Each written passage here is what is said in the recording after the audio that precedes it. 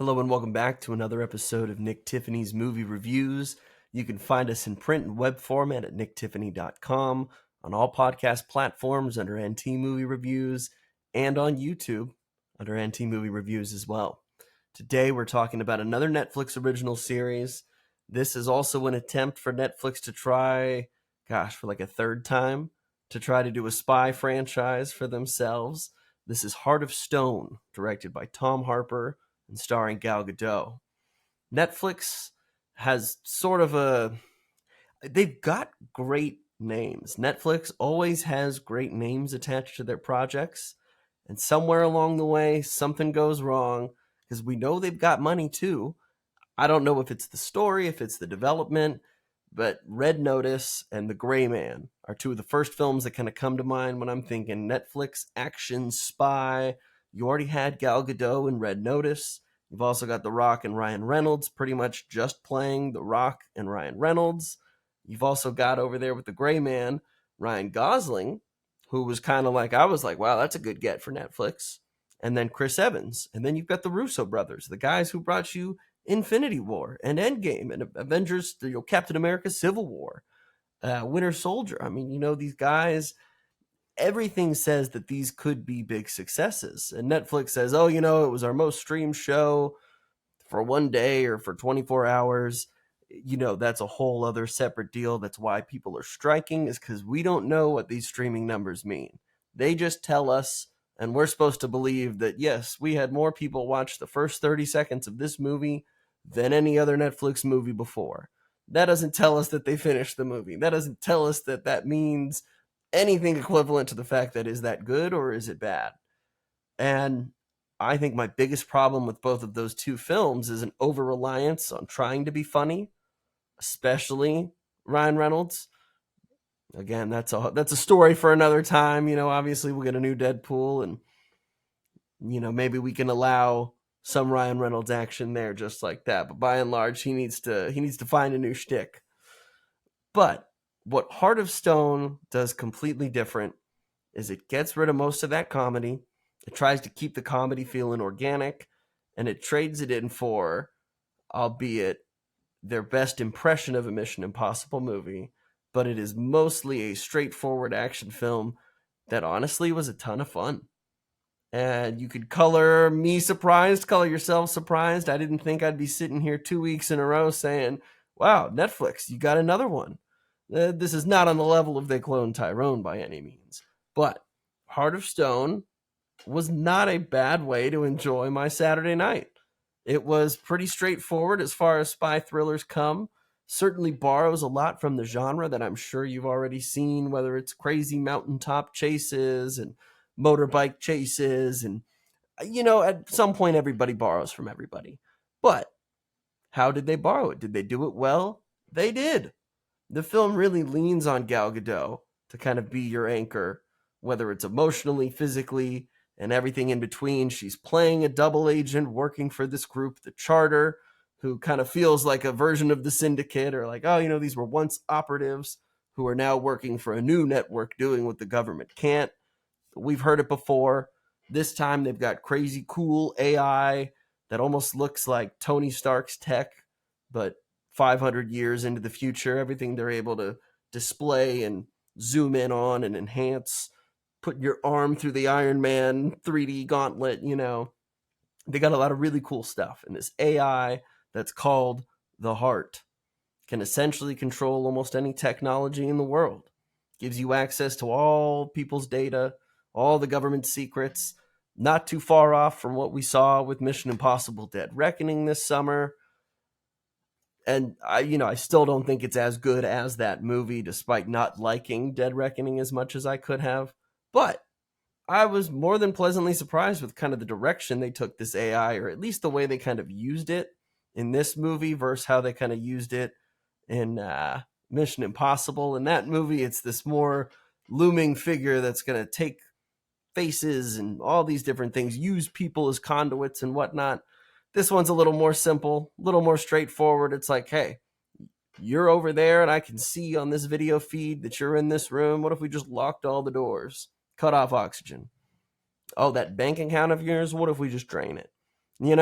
It's it's nothing so dastardly or crazy that we're going to wipe out every group of undercover agents in the world, but it's just dastardly enough to know that, yeah, this is clearly a problem. So you've got this team kind of built around Gal Gadot. She's kind of playing the shy, sheepish, oh, I'm not really a field agent yet. But of course, she's trying to play undercover, trying to flush out whomever this evil villain is, kind of in the background, and there's degrees of that where it doesn't get too deep with its villainous discussion, but there is still a villain. They're semi formidable, nothing so crazy. But again, I don't want to do this film a disservice by just kind of calling it a generic spy movie, because it does have some moments that really do elevate it. I mean, Gal Gadot genuinely kicks a ton of ass. It's clear that obviously she's Wonder Woman, and her Wonder Woman abilities have translated into other films, into all of the stunt work that she does herself. She looks great doing it. She's funny in some of those Ethan Hunt style situational humor bits, but it's never anything that feels forced. There are some really cool uses of AI in this technology in terms of plotting you a route, giving you the percentage of completion this AI thinks that you have for your mission, and how to increase or decrease that depending on what you're trying to do. I don't know. I had a good time with it. There's not too much to say. This isn't going to be the longest review in the world, and believe me, for you guys too, I'm trying to get better at keeping it a little more concise. If this isn't something like a Scorsese film that I want to spend 30 minutes talking about, I don't have to try to stretch this longer than it needs to be. It's on Netflix. It's streaming. It's better than anything they've done spy wise. You even got their Mission Impossible style music in the background. It shows you that, yes, Gal Gadot still is a star. She's super enjoyable to watch. In all of her action sequences and tender moments and everything in between, it would be stupid if DC got rid of her as Wonder Woman. Obviously, there's a lot of talk about that out there, and it's hard that you couldn't promote this movie because of everything going on with the strikes. And so I'm not saying it's sitting dormant on Netflix, but as a fan of her, as a fan of wanting to see her in more films in the future as well, and Netflix at least trying to adapt the right kinds of movies or franchises if they're going to try to kickstart their own deal, I think this was a really solid direction to go in. I mean, truly, I've messaged more than a few people. I was like, hey, you know what? I'm like, it's really easy for people to come on and talk crap about a new Netflix movie, or there's a lot of people out there who are not overly fond of Gal Gadot, as I'm finding out. But I think with the right director, with the right story, she can be allowed to flourish. You don't have the nonsense of the Rock and Ryan Reynolds trying to bog her down. You've just got spy thriller, and honestly, it does it pretty well. I mean, there are even moments where I was like, okay, these visual effects look pretty damn good. Paired with the soundtrack, with all the sound effects and rumblings and bombs and explosions and stuff, I was like, dude, there are more than a few moments where I'm like, this is solid spy stuff. Like, really cool, solid spy stuff. And the story feels a little bit more grounded. I feel like it's a little more accessible, a little easier for people to think, you know what? That's not too far off. What people can do with AI and everything, I mean, we're already having those thoughts now. We're not so far off of it. So, in some ways, it was cool to look at what's possible, but also keep a little fear in the back of your mind. We shouldn't switch entirely over to the robots. You got to have that human emotion. You got to have someone like a Gal Gadot who can make the right call. Someone like a Maverick, someone like an Ethan Hunt. You got to have these kind of characters to bridge the gap between world governments and world annihilation, because power is corruptible. And the best person to have all the power is nobody. So, thanks again for listening, guys. 2 weeks in a row, two great Netflix movies.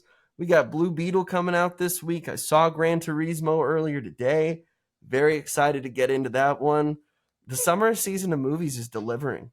2023, whatever you're doing, keep it up, because it's been a fun year just to talk about movies, and it's been a great year to get back into this. There's tons to recommend. I need to get off my butt and do a mid-year roundup. Obviously, we're a little bit past that, but the people still need to know. Thank you guys for listening as always. Make sure for all your movie news, reviews, and entertainment talk, follow along NT Movie Reviews on all social media networks, podcast platforms, and on YouTube. Content coming weekly. Appreciate everybody who interacts and engages and for all the suggestions. I love being able to do this, and I love that you guys are enjoying it as well. So thank you again, and we'll see you next time.